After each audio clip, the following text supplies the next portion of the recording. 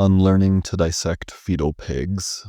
I want back my rocking chairs, solipsist sunsets, and coastal jungle sounds that are tursets from cicadas and pentameter from the hairy legs of cockroaches. I've donated Bibles to thrift stores, mashed them in plastic trash bags with an acidic Himalayan salt lamp. The post-baptism Bibles, the ones plucked from street corners from the meaty hands of zealots, the dumbed-down, easy-to-read, parasitic kind. Remember more the slick rubber smell of high-gloss biology textbook pictures. They burned the hairs inside my nostrils, and salt and ink that rubbed off on my palms. Under clippings of the moon at 2:45 a.m., I study and repeat ribosome, endoplasmic, lactic acid, stamen. At the IHOP on the corner of Powers and Stetson Hills, I repeated and scribbled until it picked its way and stagnated somewhere I can't point to anymore. Maybe my gut, maybe there in between my pancreas and large intestine, is the piddly brook of my soul. It's the ruler by which I reduce all things now, hard-edged and splintering from knowledge that used to sit a cloth against fevered forehead. Can I let them both be? This fickle faith in this college science that heckles from the back of the classroom. Now I can't believe that the Bible and Quran and Bhagavad Gita are sliding long hairs behind my ear like Mom used to, and exhaling from their mouths. Make room for wonder. All my understanding dribbles down the chin onto the chest and is summarized as, life is merely to ovum and sperm, and where those two meet, and how often and how well, and what dies there. That was a poem from Renee Nicole Good, though at the time of its publication she went by Renee Nicole Macklin. Also, when it was published, this poem won the 2020 Academy of American Poets Prize. On January 7th, 2026, Good was murdered by a federal immigration agent or ICE officer. She was 37 years old. She was a poet, writer, wife, and mother, according to her Instagram bio. She, her partner, and her son moved from Chicago to Minneapolis in 2025. She was driving home after dropping off her 6-year-old son when she encountered ICE agents, according to the Colorado Gazette.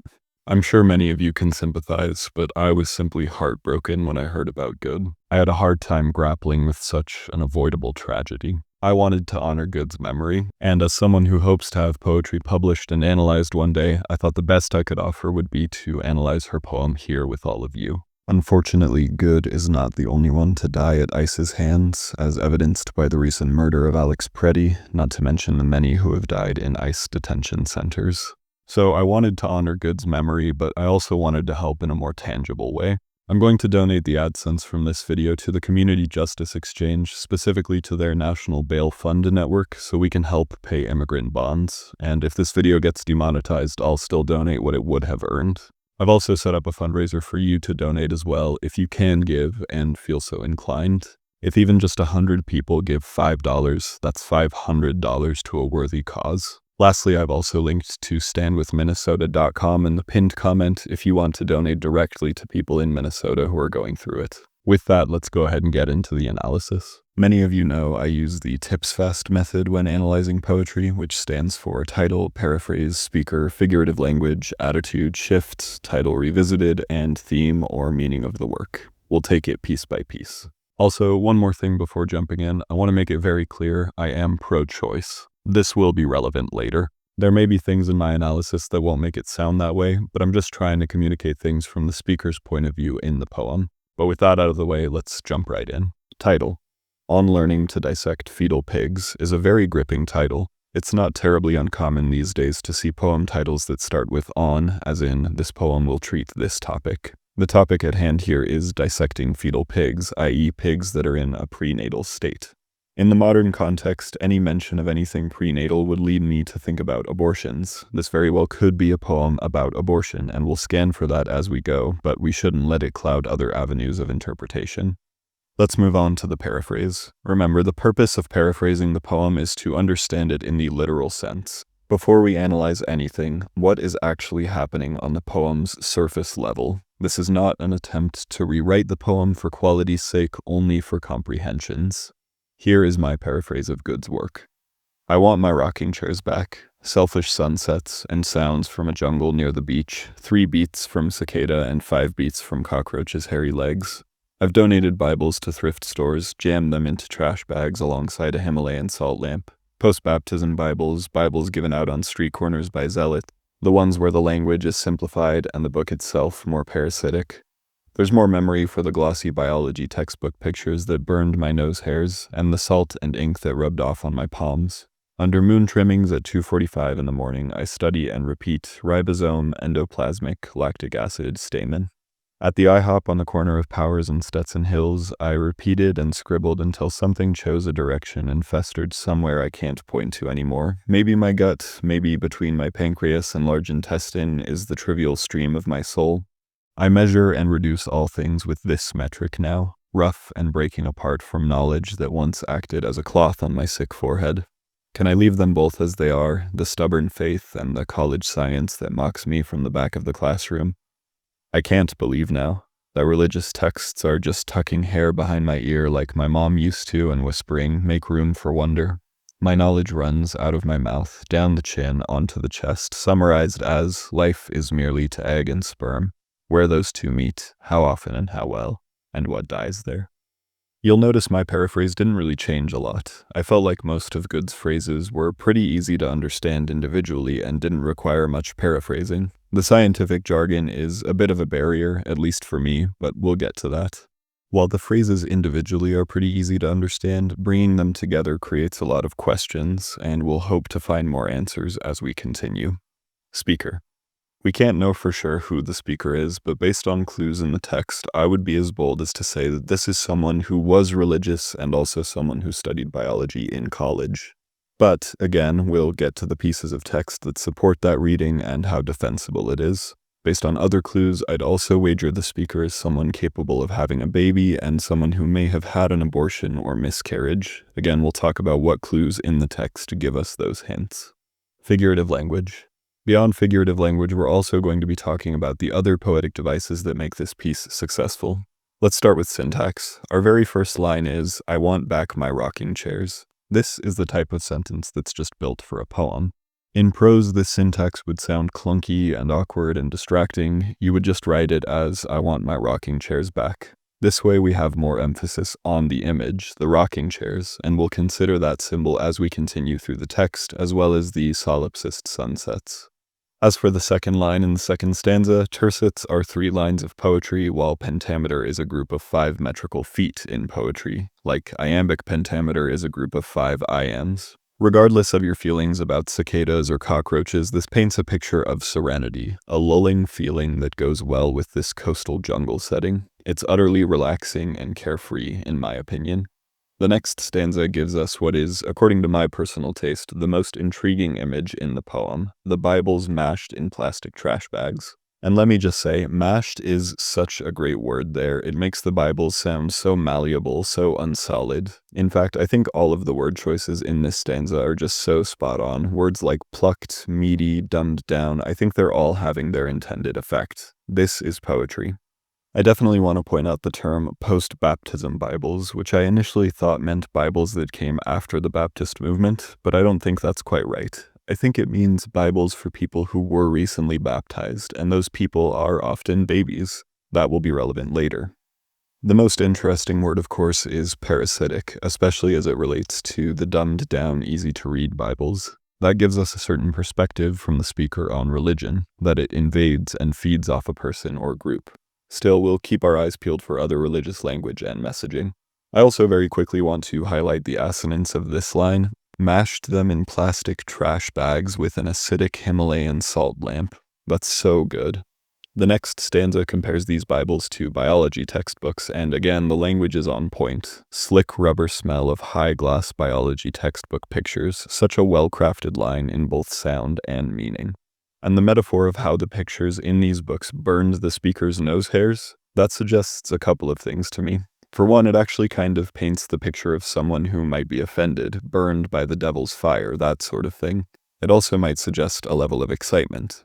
It's an intriguing image, and it's hard to put into words what exactly it evokes, but it's certainly something both dangerous and enticing in my mind.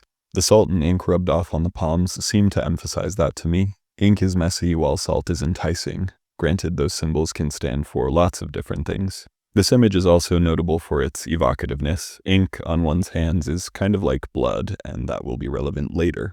From there, clippings of the moon is another phrase I quite like, and it simply evokes the changing phases for me in the sense that a crescent moon looks like a clipped fingernail. More important is the 2:45 a.m. and the study and repeat. This sounds like a high school or college student who's cramming for a biology final. Now, regarding the rest of the stanza, my limitations really kick in as a reader. I remember very little about biology. I did Google these terms, but even then I couldn't tell you for sure why the author chose these terms specifically. Still, I'll give a couple of thoughts.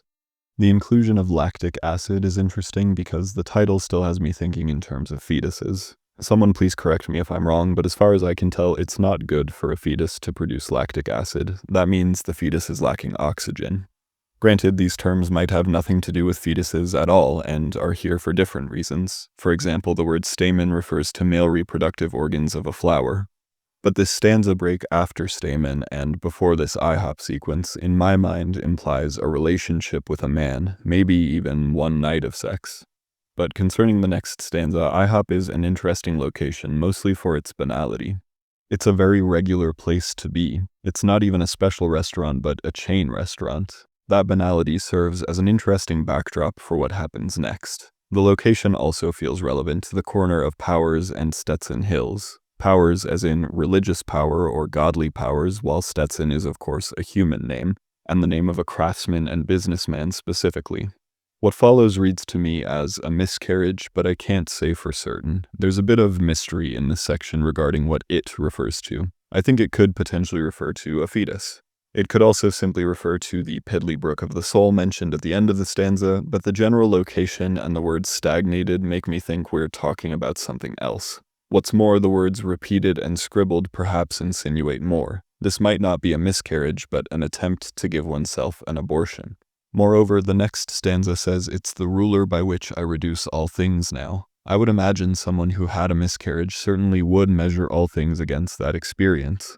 It would constantly be on a person's mind. Then there's the knowledge that once sat like a cloth against a fevered forehead. To me, that reads as the knowledge of pregnancy versus the experience of pregnancy, as well as the expectations versus the reality.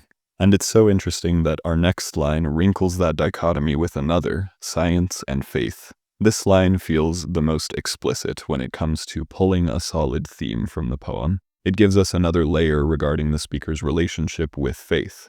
Where previously it sounded like the speaker was simply anti-religion full stop, this gives us a more nuanced perspective. It sounds like the speaker was someone who once believed until their studies complicated that belief.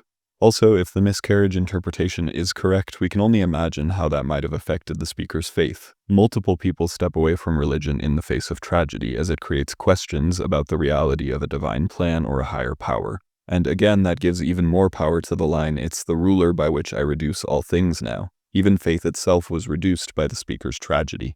This is where the dichotomy of expectation versus reality couples with that of faith versus science. How can we have faith in the face of such a harsh reality? The speaker seemingly can't. They flat out say, "Now I can't believe," with a very intentional line break. Although I will admit that M- perhaps leaves some room for ambiguity, either that or it means to say that the refusal to believe is infinite. Where religious ideas and texts used to provide some measure of comfort, evidenced by the personification and comparison to the mother, the understanding has dribbled down, escaped the speaker entirely. Where there was once room for wonder, now there is only room for death. This conclusion is all too clear in the line, "Life is merely." The word merely is doing so much heavy lifting there. And I'll say this, I don't think the speaker would come to this conclusion without their own personal tragedy, because obviously science explores the wonders of life too. Irreligious folks and scientists would probably agree that life is beautiful, but someone who's experienced great loss, it's simply a matter of experience. It's an unfortunately grim ending to this poem, but it's all too real. What's more, the very last line in my mind further asserts the correctness of the miscarriage reading, as the speaker is still impacted by the end of the ovum and sperm that once met. The speaker considers it a death, or so it would seem. Or, from another perspective, if the abortion reading is correct, it's also possible that the speaker can't accept religion as a means of coping. If life is something mere, then maybe losing a fetus isn't such a bad thing. It's hard to say. There are many layers to this, and that's something I wish anti-choice people would understand. An abortion must be a devastatingly hard thing, a psychologically and physically taxing thing, no matter where you land spiritually. I do want to wrap back around to the beginning of the poem and the symbol of rocking chairs. That image captures three main things in my mind. First, a person relaxing at the end of a workday. Second, someone who's retired entirely. Third, an older person taking up a young person on their lap and rocking them to sleep. All of these images conjure relaxation and soothing in the mind. When the speaker says, "I want back my rocking chairs," it seems all too clear to me that they're begging to go back to a time of innocence and faith. I also want to jump back to the motif of salt for a moment. There's the salt and ink that rubs off on the speaker's hands from the biology textbook, but then there's also the Himalayan salt lamp, which is described as acidic, also tying us back to lactic acid. The salt lamp is a very intentional image to place next to the Bibles in the trash bags. Think about it. The poet could have chosen any other object to donate, but they chose a Himalayan salt lamp. For me, the symbol is something that seems very mystical but is purely scientific and functional. It's a great foil to the Bibles, also something that would seem mystical but loses its mysticism from a certain point of view. There is so much more to get into with the figurative language, and please let me know what things you spot. This is kind of what poetry is, big clusters of figurative language, and if you couldn't tell already, On Learning to Dissect Fetal Pigs is dense. But for the sake of this video, we ought to move on to attitude. I would say the tone is pretty clearly contemplative and somber. Again, I would love to hear what words you might use to describe the attitude here. As for major shifts in the poem, there are a lot of shifts between narrative elements and contemplation. The opening starts with contemplation until we go to a biographical snippet when the speaker talks about donating Bibles. That then transitions us into a new biographical snippet and reflections on reading biology textbooks. Then we move into the IHOP, and after everything that happens there, it's almost all contemplation till the end. I would also say on top of these shifts from narrative to lyricism, we have a pretty major shift every time religion comes back into play, especially when contrasted with the scientific jargon we see in the poem. Revisiting the title, it's interesting that this piece is called On Learning to Dissect Fetal Pigs, when it seems to have nothing to do with pigs at all. Is the poet trying to say something about the human condition with that title? Are we all just pigs in the eyes of science, in the eyes of God? What's more, the dissection taking place in the poem doesn't really seem to be a scientific dissection, but an interpersonal dissection. The title creates so much intrigue while also setting up the scientific language, hinting at the personal reflections and leaving the religious elements of the poem a surprise. And while I don't mean to throw another wrench into this analysis, there's another point worth considering here. It's possible that there's no literal miscarriage or self-induced abortion here. It's possible that the poet is using the language and imagery of such to stand for a more metaphorical abortion, an abortion of faith. The dissection might not be a dissecting of any living thing, but of belief. Still, I can't say that for sure. I think either interpretation ultimately leads us to the poem's big ideas. As for the theme, it's rather hard to boil down everything in the poem to one overarching theme, as there are multiple moving pieces here. To me, there are kind of two main threads that are interweaving: the speaker's relationship with faith and science, and the speaker's miscarriage. Given those two elements and how they're portrayed, we might say the theme is that faith cannot exist in the face of reality's bleakness, or perhaps faith is something we all lose to reality as we grow up. It might also be a commentary on ignorance is bliss. We could phrase it as, the more you know about the world, the less wonder there is. Religion and/or faith mystifies life's wonders while science oversimplifies them. Now, whether or not that's the correct interpretation, is that something Renee Nicole Good actually believed? We'll never know for sure. Poems absolutely don't have to be autobiographical. One of the joys of poetry and writing in general is learning to put yourself in someone else's headspace. All we know is that it's something the speaker in the poem believes, and that it's a very, very real sentiment, one that many of us have to grapple with. I'll be honest, when I started this video, I knew very little about Renee other than the fact that she'd been murdered by ICE. I still don't know very much about her. Part of me hoped that her poem would be more hopeful itself. After all, faith, hope, belief, these are all such difficult things to hold on to in the modern day, especially in the face of tragedies like Good's. But even though this poem doesn't really paint a picture of hope, there's still so much value in what it does paint. A sad picture of a bleak reality that so many people experience. It's a very human poem. It's not hard at all to see why it won an award. And while certain people would have you look away from the reality before you or lie to your face, acknowledging a bleak reality is just as important as having hope for a better one. For how can we hope for something better if we don't first acknowledge that we need to fight for it? Ultimately, and I believe I've said this many times, the purpose of literature is to understand and be understood. This poem helps us understand the human experience a little bit better, and I lament that Good can't go on writing poems. And it's okay to acknowledge how bleak that is. We won't get past it without acknowledging it first. So, don't let anyone forget Renee Nicole Good. Don't let anyone forget Alex Preddy. Don't let anyone whitewash what has happened in this country or what is happening right now. We will never grow or become better if we lie to ourselves. As I come to the end of this video, I truthfully feel like my words are inadequate. And so I want to end with a poem from Cornelius Eady. Before I do, let me just encourage you again, please give to the Community Justice Exchange and to the people of Minnesota if you're able to. When this video's views plateau, I'll let everyone know how much we were able to donate just based on the AdSense. Now, on to the poem. Renee Nicole Good is murdered. Up rides the super cops, the cancellation squad, a dormant virus melted from the ice pack. And the conversation is end-stopped when the shell cracks her car window, does its dumb duty, brings silence to a poet's mind. The president says, "You're a terror bot if you don't comply." Homeland Security puts on a 10-gallon Texas-size hat, says, "See what fucking with the bowl gets you?" There is a picture of her just before it tips rancid, just before she's dragged into how they see her. I wish I could read the words as they blaze their last unsuspected race through her skull. A language poem that ends on the word impossible.